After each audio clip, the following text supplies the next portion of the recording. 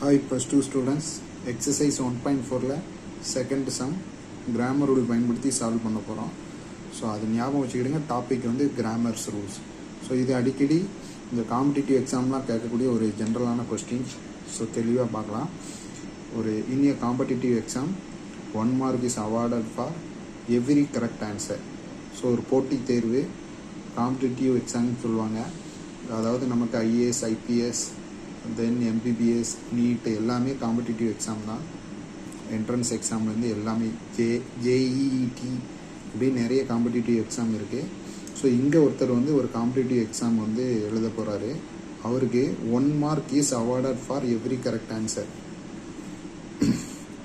கரெக்டாக எழுதுனா 1 mark, while 1/4 அப்படின்னா 1/4 mark is deducted for every wrong answer. தப்பாக எழுதுனாங்க அப்படின்னா 1/4 mark, அதாவது 1/4 mark வந்து ரெடியூஸ் பண்ணிடுவாங்க அந்த போர்ஷனுக்கு.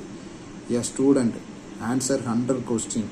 இப்போ அந்த ஸ்டூடெண்ட் வந்து 100 கொஸ்டின் எழுதுறாரு அண்ட் காட் 80 mark, 80 mark எடுக்கிறாரு. So how many question did he answer correctly? So கேள்வி என்ன கேட்டிருக்கு, அவர் எவ்வளோ ஆன்சரு கரெக்டாக எழுதியிருப்பார் அப்படின்ட்டு. நீங்கள் உடனே 80 mark எழுதியிருக்காரு, 80 இது கரெக்டாக எழுதியிருப்பாங்கன்னு நினச்சிடாதீங்க. நமக்கு இங்கே கொடுத்துருக்காங்க, அவர் தப்பாக எழுதுனா மார்க் போகும் அப்படிங்கிற விஷயம் தெரியும். எவ்ரி ராங் ஆன்சருக்கு பார்க்கலாம், சரிங்களா? ஸோ லெட் நம்ம எடுக்கணும் என்ன அப்படின்னா, எக்ஸை வந்து அவர் வந்து கரெக்டாக எழுதியிருப்பார் இல்லையா, அப்படி எடுத்துக்கலாம். ஸோ எக்ஸ் வந்து கரெக்ட் ஆன்சர், ஒய் வந்து ராங் ஆன்சர்.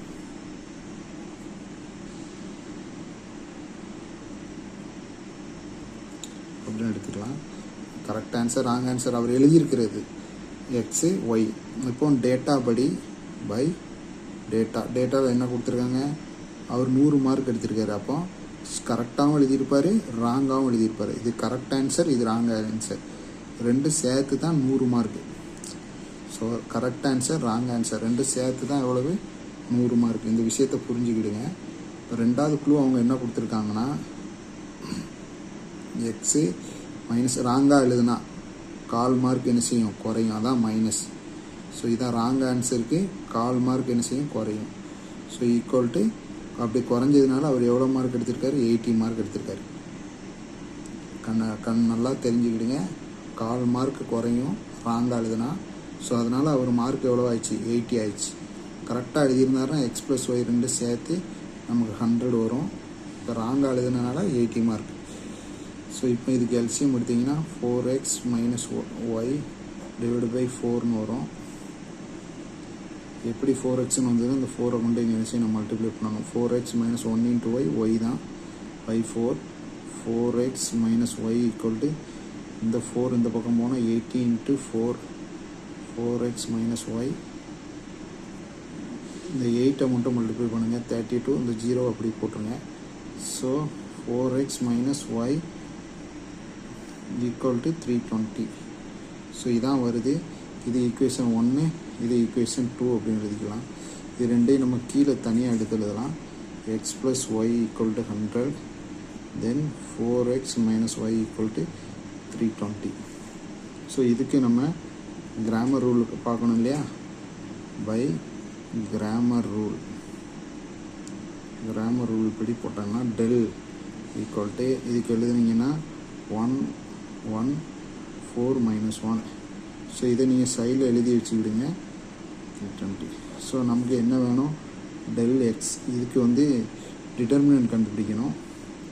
அப்போ டெல் ஈக்குவல் டு -1 + 4, சரி -4. அப்போ என்ன வரும், -5. டெல் வேல்யூ வந்து -5. Next x, del x. So இங்கே எழுதுகிறேன், இது வந்து இதே மாதிரி டெல் எக்ஸ் கண்டுபிடிச்சிங்கன்னா இந்த இதில் பதிலாக என்ன போட்டணும், இதை போட்டணும். இப்போ 100 320. ஸோ இதுக்கு பதிலாக இந்த இது வந்து ரீப்ளேஸ் ஆகுது, 100 320. இது அப்படி தான் இருக்கும், 1 - 1. ஸோ இதுக்கு வந்து டிட்டர்மினண்ட் வேல்யூ கண்டுபிடிச்சிங்கன்னா -100 -320 420 அப்படின்னு வரும் டெல் எக்ஸோட வேல்யூ டெல் எக்ஸ். அதே மாதிரி டெல் ஒய் கண்டுபிடிச்சிங்கன்னா டெல் ஒய் ஈக்குவல் டு இந்த இதை தூக்கிட்டு இதை என்ன செய்யணும் சப்ஸ்டியூட் பண்ணணும். ஃபஸ்ட் உள்ளது அப்படி தான் இருக்கும் 1 4 100 320. ஸோ இதுக்கு டிட்டர்மினண்ட்டு கண்டுபிடிச்சிங்கன்னா 320 மைனஸ் 400 அப்படின்னு வரும். So del Y equal to minus 18 வரும் மைனஸ் 80. ஸோ இது del y. So Cramer rule படி நமக்கு எக்ஸ் வேணும் அப்படின்னா டெல் எக்ஸ் பை டெல் இதுக்கு நேராக எழுதிடலாம். X equal to del x by del. அப்போ எக்ஸோட வேல்யூ மைனஸ் 420, டெல்லோட வேல்யூ மைனஸ் 5, மைனஸும் மைனஸும் கேன்சலு 84. ஸோ வந்து எக்ஸோட வேல்யூ 84. தென் ஒய் வந்து ஒய்யோட வேல்யூனா டெல் ஒய் பை ஒய். அப்போ டெல் ஒய் வந்து மைனஸ் 80 டிவைடு பை மைனஸ் 5, மைனஸும் மைனஸும் cancel. Then 1 5 are 5, 6 5 are y equal to 16. y equal to 16. அப்போ நம்ம இங்கே எடுத்திருக்கோம் எக்ஸ் வந்து கரெக்ட் ஆன்சர், ஒய் வந்து wrong ஆன்சர்னு.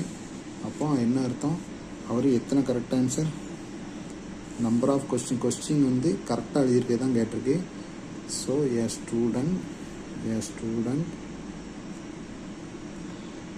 Number of questions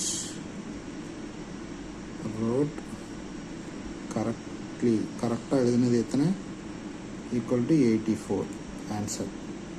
thank you.